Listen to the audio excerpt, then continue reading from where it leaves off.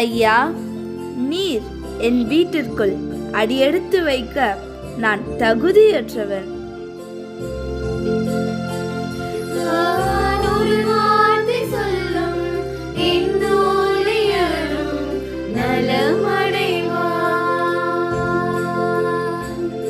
Lord, I am not worthy to have you come under my roof.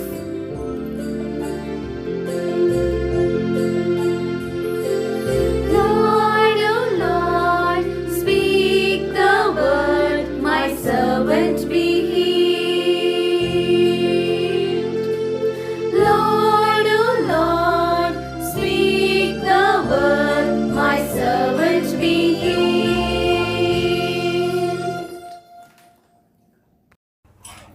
தந்தை, மகன், தூய ஆவியானவரின் பெயராலே ஆமென்.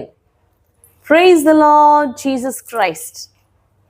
இன்னைக்கு நூற்றவர் தலைவரை பற்றி 2ஆம் பாகமாக நாம் தியானிக்க போகிறோம். நூற்றவர் தலைவருடைய ஜெபம். இவருடைய ஜெபத்துல 2 காரியங்கள். ஒன்று தாழ்ச்சி, 2வது ஒரு நம்பிக்கை. இயேசு மீது வைத்திருந்த நம்பிக்கை.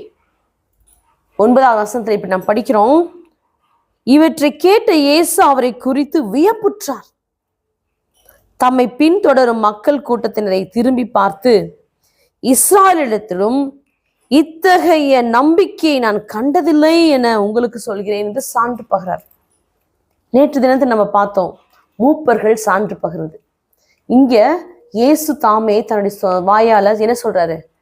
இவர் இப்படிப்பட்ட ஒரு நம்பிக்கை நான் பார்த்ததே இல்லைன்றார். இஸ்ராயல் மக்கள் எடுத்துட்டு நான் பார்த்ததில்லை அப்படி. சரி, அப்படி பாராட்டுக்குரிய, அப்படி வியப்புறக்குரிய அளவுக்கு இந்த நூற்றவர் தலைவர் இருந்தது என்ன? அவருடைய பணியாளர் சாகும் தருவாயில் இருந்தார். உண்மை. இவர் போய் மூப்பர்களை அழைத்து இயேசுவை தம்மிடம் வரும்படிக்காக அழைத்தார். உண்மை. இயேசு உடனே வருகிறார். மறுப்பொன்னும் சொல்ல, இயேசு வருகிறார். அதுவும் உண்மை. பாயிண்ட் இங்கேதான். 6, 7, 8 வசனங்களை படிப்போம். இயேசு அவர்களோடு சென்றார். வீட்டிற்கு சற்று தொலைவில் வரும் முன்னே தன் நண்பர்களை அனுப்பி பின்வருமாறு கூறுகிறார் நூற்றவர் தலைவர். ஐயா, உமக்கு தொந்தரவு வேண்டாம். நீர் என் வீட்டிற்குள் அடியெடுத்து வைக்க நான் தகுதியற்றவன். உம்மிடம் வரவும் என்னை தகுதி உள்ளவனாக நான் கருதவில்லை. ஆனால் ஒரு வார்த்தை சொல்லும், என் ஊழியர் நலமடைவார். ஃபர்ஸ்ட் ஆஃப் ஆல் எனக்குள்ள சந்தேகம் வந்தது. கூப்பிட்டது நூற்றவர் தலைவர் தான். இயேசுவும் வராரு. வீட்டுக்கிட்ட வரும்போது என்ன சொல்றாரு? திடீர்னு நண்பரை அனுப்பி, ஐயோ வர வேண்டாம், அவர் தொந்தரவு பண்ணாதீங்கன்றாரு. ஆனால் ஒரு வார்த்தை மட்டும் அங்கே சொல்லுங்க அப்படின்னு சொல்றாரு. என்ன தோணுது உங்களுக்கு? நானும் ஃபர்ஸ்ட் நினைச்சது உங்களை மாதிரி தான். என்ன இவர் மற்றவங்க அடுத்த வசனத்தை கேட்டது மாதிரி, நான் ஒருத்தர் ஊழியனை பார்த்து வானா வராரு, போனா போறாரு, அப்போ ஜீசஸ் அப்படி ட்ரீட் பண்ணாரா? இல்லைங்க. அவர் வர சொல்லி அழைச்சிருப்பாரு. பரிந்துரை அந்த அந்த பணியாளர் மேல இருக்கிற அன்புல சாகும் தலைவருக்கு சீக்கிரமா அவர் வந்தா தொட்டா சுகப்படுத்திடுவாரு அப்படின்ற ஒரு தைரியத்துல நம்பிக்கையில கூப்பிட்டுருப்பார். ஆனா அவர் வரும்போது இவருக்குள்ள இருந்த ஒரு ஃபீலிங் என்ன? நான் தகுதியற்றவன். நம்ம எல்லாருக்குள்ள அது வரும்.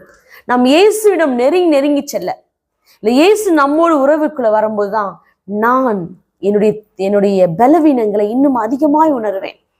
நான் உண்மையில் தகுதியற்றவள் உணர்வேன். அதுவரையும் நான் யாரோ பெரியவள், ஒரு செருக்கு, ஒரு இருமார்பு உள்ளவர்களாக இருப்போம். ஆண்டருக்குள்ள அதிகம் நெருங்க நமக்குள்ள அந்த மனத்தாழ்ச்சி தானா வருங்க. We feel the unworthiness before the greatest one. இதேதான் நூற்றவர் தலைவருக்குள்ள ஏற்பட்டது. அவர் அருகில் நெருங்கி வர தான் தகுதி இல்லாதவன் என்பதை உணர்ந்தார். He felt his weakness. He felt his limitations. இது உலகத்தில் கொடுக்கப்பட்ட அதிகாரம் என்னை விண்ணகத்துல என் அதிகாரி உள்ளவளா மாற்றாது. இந்த உலகத்துல நான் பெற்றுக்கொள்கிற செல்வம் நான் வைத்திருக்கிற எல்லா மதிப்பு மரியாதையும் என்னை விண்ணகத்திற்கு எடுத்து செல்லும் டிக்கெட் கிடையாது. நான் வாழ்கிற வாழ்க்கை தான் முக்கியம். நான் எப்படி இங்கே வாழ்கிறேன்றதான் முக்கியம். நான் எப்படி என்னுடைய மனதில் இருக்கிற, என்னுடைய உள்ளில், என்னுடைய ஆவியில் இருக்கிற எல்லா ஆன்மாக்கள் இருக்கிற கரைகள் எல்லாம் நீக்கி அதன் பலவீனங்களை உணர்ந்து நான் மாறுறேனோ அதுதாங்க எனக்கு விண்ணகத்திற்கு நுழைவுச்சீட்டா இருக்கும். அந்த விதத்துல இவர் நூற்றவர் தலைவர் நமக்கு ஒரு எடுத்துக்காட்டாக இருக்கிறார்.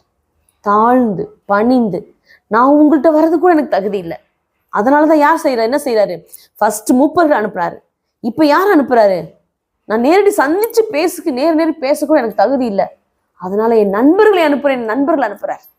நண்பர்களை அனுப்பி சொல்றாரு, அவரை தொந்தரவு செய்ய வேண்டாம், ஆனா நிச்சயமா அவர் எனக்கு நம்பிக்கை இருக்கு. அவர் நம்பிக்கை பாருங்க, எவ்வளவு ஆழமான நம்பிக்கை. அவர் வாயிலிருந்து வர வார்த்தை போதும் என் பணியாளர் குணமடைவார். அது ஒரு வார்த்தை சொல்லுங்க, என் பணியாளர். இப்போ ஹீஸ் இன் வெரி ஃபார், ஒரு குவைட் ஃபார் டிஸ்டன்ஸ். அப்போ ஆண்டவர் இங்கே சொல்ல போற வார்த்தை அந்த பணியாளரை குணமாகுன்றது உறுதியான நம்பிக்கை அவருக்கு. Here we see the power of the word of God. இறை வார்த்தைக்கு இருக்கிற வல்லமைங்க. எங்க இருந்தாலும் இந்த இறை வார்த்தையை நம்ம அனுப்பி ஜெபிக்கலாம். இந்த இறை வார்த்தை இயேசு, நீங்க பார்த்தீங்கன்னா இயேசு பேசவே இல்லைங்க. Did you speak? No. மனசுக்குள்ளதான் பேசியிருப்பார், மனசுக்குள்ளதான் நினைச்சிருப்பார்.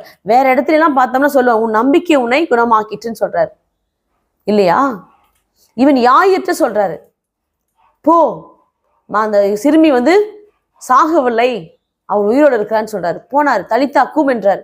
ஆனா இந்த இடத்துல அவர் வாய் விட்டு ஒரு வார்த்தை சொல்லல. ஆனால் அவர் மனதிற்குள்ளாக சொன்ன அந்த ஜெபம், இயேசு மனதிற்குள்ளாக சொன்னது அந்த வார்த்தை கூட அந்த பணியாளரை போய் சுகப்படுத்து. எப்படி தெரியும் பாருங்க, கடைசி வசனம் 10வது வசனம். அனுப்பப்பட்டவர்கள் வீட்டிற்கு திரும்பி வந்த போது அப்பணியாளர் நலமுற்றிருப்பதை கண்டார்கள். That is faith, that is faith.